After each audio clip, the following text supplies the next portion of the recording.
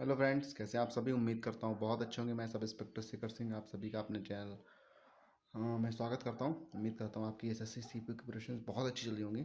आप सभी को पता है कल आपके एग्जाम डेट्स जो हैं वो एसएससी सीपीओ 2025 टीयर 1 की आ चुकी हैं। अब इस एक मंथ में आपकी क्या स्ट्रेटजी होनी चाहिए, किस तरीके से आपको पढ़ना चाहिए, इस सभी के ऊपर हम लोग बात करेंगे। तो सबसे पहले आपको देखिए, नॉर्मलाइजेशन को बहुत बड़ा इम्पैक्ट नहीं रहता है एसएससी में, लेकिन फिर भी मैं आपको एक ट्रिक दे रहा हूँ जिससे आपके ऊपर नॉर्मलाइजेशन का जो इम्पैक्ट है वो सबसे कम पड़े। आपको कुछ स्लॉट बुकिंग की जो आपकी विंडो है वो ओपन हो चुकी है शायद, आई थिंक हो चुकी है ना। हाँ, तो आप स्लॉट बुक कर सकते हो। अब आप स्लॉट बुकिंग कभी भी करो, तो मैं कह रहा हूँ आपको 9 दिसंबर की फर्स्ट या सेकेंड शिफ्ट को ही चुनना है।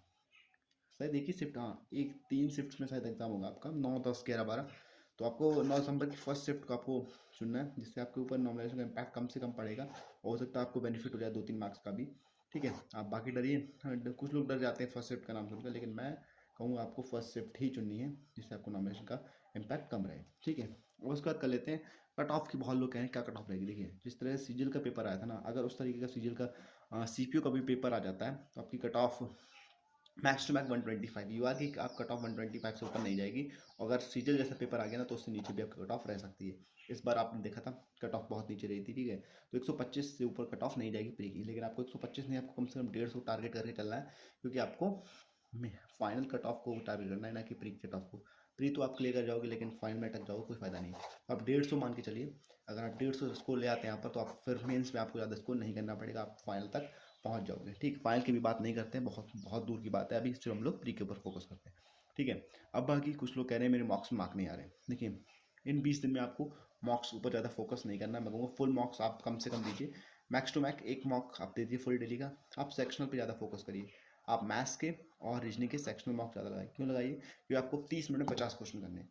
तो आपके ऊपर जब 30 मिनट में 50 क्वेश्चन का जो प्रेशर ना बहुत होता है, तो ये तो है कि सारे क्वेश्चन जो है वो हार्ड नहीं आएंगे। मुश्किल से 8 से 10 क्वेश्चन होंगे जो थोड़े मॉडरेट लेवल के होंगे, उनको आपको छोड़ के चलना है। आप 40-42 क्वेश्चन आराम से बना ले जाओगे अगर आप टफ जो क्वेश्चन है उनको अगर आप छोड़ के चलते हो। अब मैथ्स में आपको एडवांस मैथ्स में अलजेब्रा, ट्रिग्नोमेट्री और प्लस नंबर सिस्टम एंड आपका ज्योमेट्री, अलजेब्रा, ट्रिग्नोमेट्री, ज्योमेट्री और आपका नंबर सिस्टम, इन 4 चैप्टर को जितने फॉर्मूले हैं, जितने टाइप्स हैं, उनको आपको अपने टिप्स पे याद कर लेना है। अलजेब्रा, ट्रिगो और ज्योमेट्री के सारे फॉर्मूलेज आपको याद होने चाहिए। इनसे बहुत ज़्यादा वेटेज रहने वाला आपका मैथ्स में। ये हो गया आपके एडवांस। अर्थमेटिक बात कर लें तो आपका एस आई सी आई हो गया, आपका टाइम डिस्टेंस एंड स्पीड हो गया, एंड आपका एक चैप्टर परसेंटेज, ये आप और प्रॉफिट लॉस, ये 4-5 चैप्टर आपके हो गए अर्थमेटिक में। और एडवांस में आपके 4 चैप्टर हो गए। तो इन आपको 8-9 चैप्टर्स के फॉर्मूले मैथड सभी आपको अपने बिल्कुल रिवाइज होनी चाहिए। बिल्कुल इनसे क्वेश्चन आ जाए तो निकलना नहीं चांस दे, क्योंकि इनसे क्वेश्चन बहुत ज़्यादा आने वाले हैं। भर भर के क्वेश्चन इन दोनों चैप्टर से आने वाले हैं।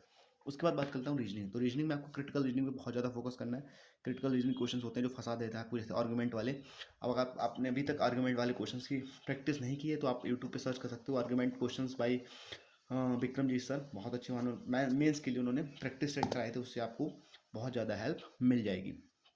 ठीक है, उसका इंग्लिश इंग्लिश में आपको वोकेब पे ध्यान दें। वोकेब आपको करनी है, और आपको वोकेब और रीडिंग सेक्शन पे थोड़ा ध्यान देना है। इसके लिए आपको प्रैक्टिस करनी पड़ेगी। जो सीजल 2025 की जो आपकी वोकेब आई थी, उसकी आपको पीडीएफ टेलीग्राम पे मिल जाएगी। आप वहाँ से उसको मल्टीपल टाइम रिवाइज करके उसको लर्न कर सकते हो, तो आपका वहाँ से वोकेब भी निबट जाएगा।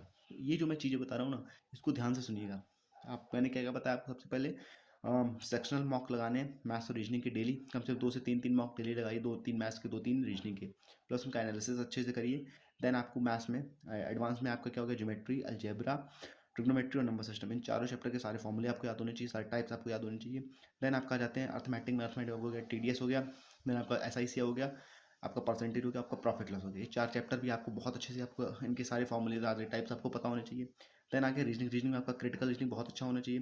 बाकी रीजनिंग हलवा आएगी, आप उसको कर ले जाओगे। मैथ्स में थोड़े अच्छे क्वेश्चन आएंगे, 8-10 क्वेश्चन, उसमें टाइम टेकिंग होगा। और रीजनिंग में 1-2 क्वेश्चन ऐसे आएंगे जो फंसाने वाले होंगे, जो आपका टाइम वेस्ट करने वाले होंगे। तो उन टाइम वेस्ट क्वेश्चन को आपको स्किप करना है। और इस प्री में ना, जो आर्ट ऑफ स्किपिंग सीख गया ना, उसका ही प्री निकल जाएगा, उसका स्कोर भी अच्छा आएगा।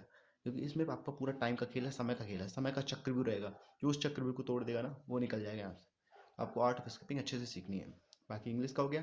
जीएस में आपको करंट अफेयर्स में स्पोर्ट्स से अच्छे क्वेश्चन आएंगे। पॉलिटी बहुत भर भर के आएगी, पॉलिटी अच्छे से पढ़ लेना। पॉलिटी से बहुत अच्छे क्वेश्चन आएंगे आपके। बाकी आपका क्या रहेगा, पॉलिटी भी हो गया। पॉलिटी में बहुत 7 से 8 क्वेश्चन आपके पॉलिटी के देखने को मिलेंगे। बाकी करंट अफेयर्स में स्पोर्ट्स आप अच्छे से कर लेना, स्पोर्ट अवार्ड्स और ये वर्ल्ड कप IPL जो अभी हुआ है, वुमेंस वर्ल्ड कप का भी क्वेश्चन आपको वहाँ पर देखने को मिल सकता है।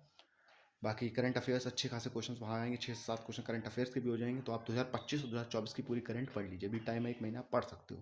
बाकी जो भी चीज़ें की उनको मल्टीपल टाइम आपको रिवीजन करना है। बाकी यही था, तो मैंने बता दिया जो जो यहाँ पर आपको करना है लास्ट 1 मंथ में। इन्हीं चीज़ों को अगर आप बार बार कर लेते हो तो आपका प्री निकल जाएगा, आपको कोई नहीं रोक सकता। बाकी इतना ही था इस वीडियो में। बाकी अगर आपका कोई डाउट रह गया हो तो आप कमेंट सेक्शन में जरूर पूछना, वहाँ पर आपको पूरा रिप्लाई मिलेगा। मिलते हैं अगली वीडियो में, तब तक के लिए जुड़े रहिए चैनल से, चैनल को सब्सक्राइब कर लीजिए। मिलते हैं अगली वीडियो में। जय हिंद।